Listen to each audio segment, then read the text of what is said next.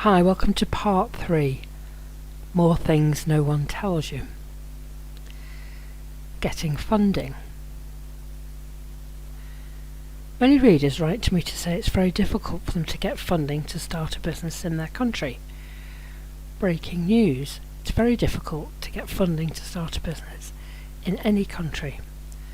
Investors are usually savvy people. That's how they got the money to invest in the first place.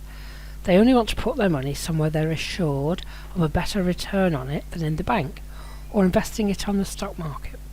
It's your job to persuade them you'll make money for them.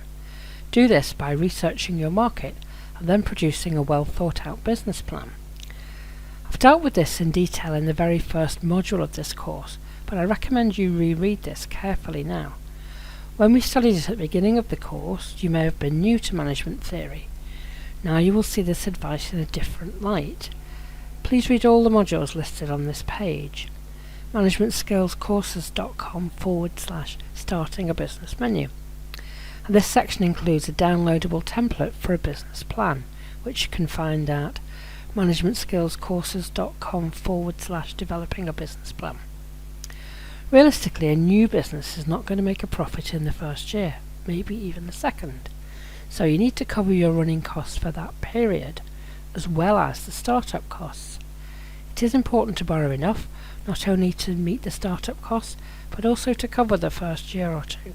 But it's equally important not to borrow too much, as you will have to service the debt. Ideally, you want to arrange a first tranche of funding with an option to go back for more at a later point. And that's why it's crucial to have an accurate business plan. Actually, even if you don't need to borrow money, doing your market research and writing a business plan is key to the planning and decision-making process. You have to check there's a market for your product, define who needs what you're offering, and check there's space for your product or service in the market and that it's not saturated. Is the market international or just local? Maybe it's a niche market. Can you define who your ideal customer is? Next, let's look at getting them to pay. None of this is any use if your clients don't pay, but you must first invoice them. Most people won't pay until asked to. You'd be surprised how many business people do not invoice and collect money.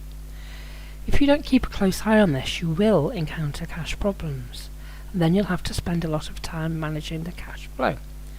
Far better to just set up a great invoicing system. There are many cheap online accountancy packages that will help you to manage this aspect of the business. Then there's tax authorities, red tape and regulation. As I said earlier, it doesn't matter what country or region you're operating in, it will almost certainly have its own taxation, regulatory and compliance regime. I can't cover them all, but you must find out what you need to comply and make sure you do it. And if you're going to do this yourself, remember to factor in the administration time to keep on top of it all. See you again next time.